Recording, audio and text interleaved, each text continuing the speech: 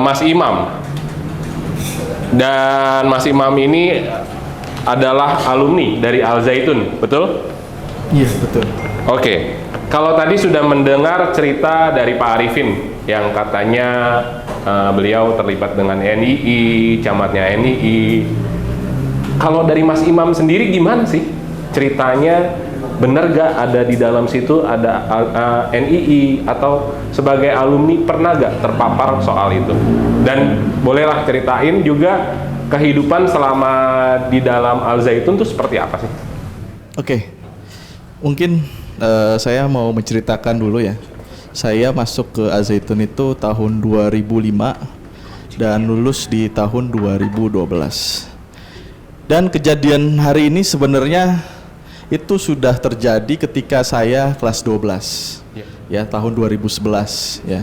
Isu-isu NII dan lain sebagainya ya, yang tiba-tiba 10 tahun setelah saya lulus, ya lebih dari 10 tahun lah, ini ada lagi isunya. Dan ketika saya kelas 12, saya menjabat juga di organisasi pelajar Al Zaitun sebagai humas dan informasi. Jadi pada saat itu ya saya juga dengan isu, dulu kan medianya hanya televisi ya, gitu. Media-media hanya televisi, sosial media itu baru Facebook lah gitu. Dan banyak yang berdatangan juga, dan saya yang bertanggung jawab pada waktu itu untuk bisa menjawab pertanyaan-pertanyaan yang hari ini ditanyakan juga 10 tahun yang lalu. Betul, masih terulang. Ya. Dan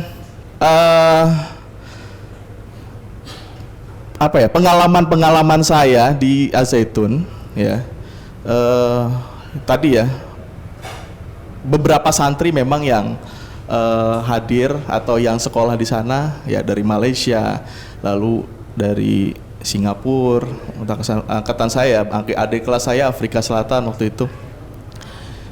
Ya bagi saya, pengalaman saya jadi tahu wawasan-wawasan internasional. Ya, wawasan-wawasan internasional. Dan saat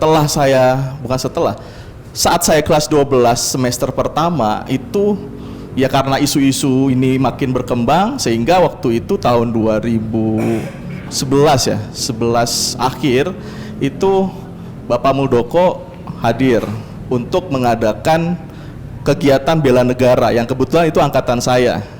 Ya, jadi saya ya dibina untuk bisa membela negara Indonesia ya sampai hari ini ya. Jadi saya nggak mau ibaratnya membahas lagi kaitan hal yang disebutkan tadi ya. Ya karena sudah jelas ya, saya malah yang mendoktrin itu langsung Panglima Pangdam Silawangi ya waktu itu ya, Jawa Barat, seperti itu, Pak Muldoko. Ya kami waktu itu diadakan diklat selama kurang lebih 1-2 minggu, saya lupa ya. Ya tidurnya ala TNI, terus makannya ala TNI, terus apalagi ya, diklat-diklat seperti Lemhanas lah ya, diklat-diklat seperti tapi yang Lemhanas mungkin level-level SMA lah gitu ya, itu disampaikan.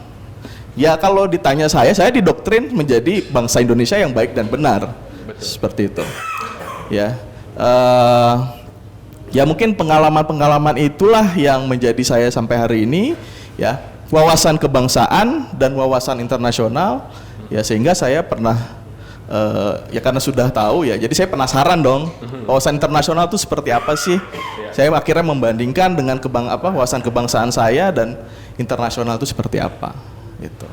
Itu aja sih, Pak. Kehidupan di dalam pesantren sendiri seperti apa sih? Kalau menjawab tuduhan-tuduhan nih yang begitu banyak.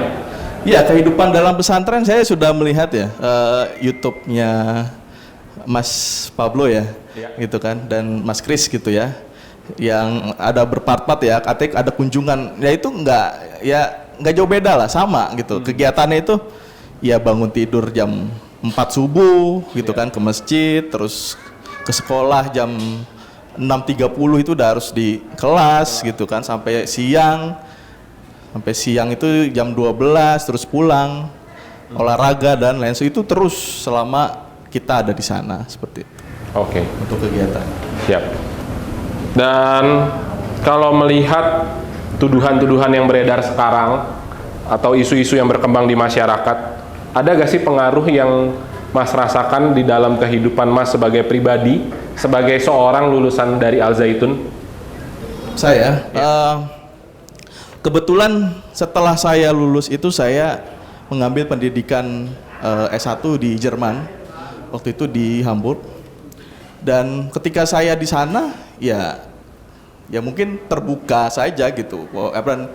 Maksudnya wawasannya juga terbuka dan ya mungkin tidak se-hot sekarang ya isunya ya, karena medianya hanya TV ya waktu itu. Ya saya juga bergabung di PPI Hamburg waktu itu tahun 2013 sampai 15 gitu kan, dan ya saya katakan apa adanya, saya alumni Al Zaitun dan tidak ada yang keberatan dengan soal itu gitu.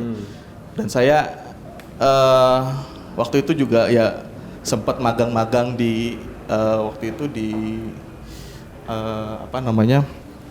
sebuah institusi di Jerman lah, ya yang ada di Indonesia ya, DAAD. Saya magang di situ ya nggak ada masalah, intinya profesionalitas gitu, tidak ada ya apa hubungannya antara isu dan personal saya gitu kan.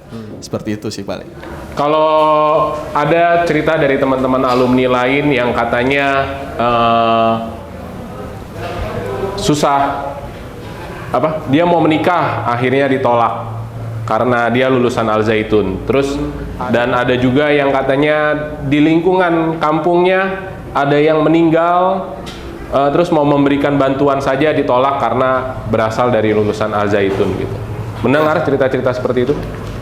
Cita-cita itu saya tidak bisa konfirmasi ya, karena belum langsung mendengar dari omongan teman-teman alumni ya. Namun saya juga baru dapat ceritanya dari YouTube kemarin juga kan, episode kemarin, dan saya belum menindaklanjuti apakah betul. Tapi menurut saya sangat sangat miris ya, miris dalam artian dengan isu yang sebenarnya kan konteksnya ini belum jelas, artinya belum jelas pidananya apa, belum ditetapkan, masih sekedar isu yang terus digoreng dan karena belum ada ujungnya, tapi masyarakat Indonesia ini sudah ibaratnya ya sudah mengklaim, menuduh gitu kan, ya karena balik lagi tadi ya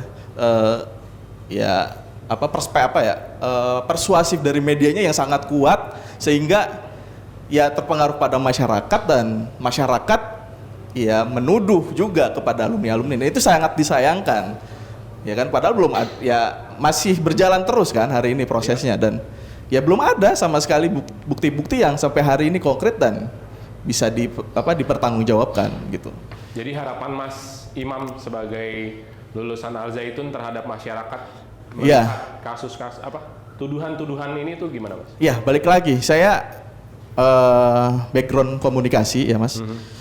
Yang menanggapi hal ini menurut persepsi saya kaitan hal ini adalah ujung tombak ini adalah media hari ini. Ya. Dan masyarakat itu punya keinginan atau ya rasa lapar lah kaitan informasi. Yang lebih tepatnya mereka lagi haus kebenaran, ya kan? Lewat mana dia mencari kebenaran itu? Ya hanya media hari ini, salah satu-satunya gitu. Nah, namun masyarakat juga harus paham ya dalam ilmu psikologi ya dan ilmu filsafat, bahwasanya ya namanya kebenaran itu tidak ada yang absolut. Tidak, ya kebenaran itu adalah bias, tidak mutlak. Kenapa tidak mutlak? Ya karena balik lagi, manusia itu tidak sempurna. Ya, manusia itu tidak sempurna. Kenapa? Karena kita melihat informasi kan lewat indera kita, dari mata, telinga.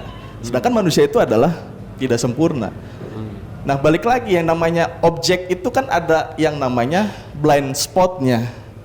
Ya, ada blind spotnya. Nah, masyarakat ini paham gitu. Jangan hanya satu objek saja yang dilihat. Dan media pun juga harus sama. Tidak boleh, atau ya kami sarankan ya, jangan tidak boleh. Kami sarankan untuk menyajikan sebuah informasi itu dari beberapa objeknya gitu, supaya kelihatan betul satu objek itu. Nah hari ini yang dilihat itu objeknya hanya dari depan saja, blind spotnya ini nggak di apa ya, ibaratnya nggak digubris sama sekali oleh media, ya. Sehingga yang dilihat adalah ya Mas ngelihat saya ya depan saya doang, ya ngelihat saya depan saya doang gitu kan, tapi yang bisa melihat belakang saya siapa? Ya Mas harus ke belakang saya bergerak, gitu melihat kan? angle yang berbeda. Betul. Nah itu harapan saya kepada masyarakat, sehingga masyarakat bisa lebih bijak dan ya literasinya lebih perdalam lagi dan ya tidak langsung menjudge. Ya mungkin seperti itu. Setuju. Harapan saya. Terima kasih. Oke, terima kasih Mas Imam selaku dari alumni Al Zaitun.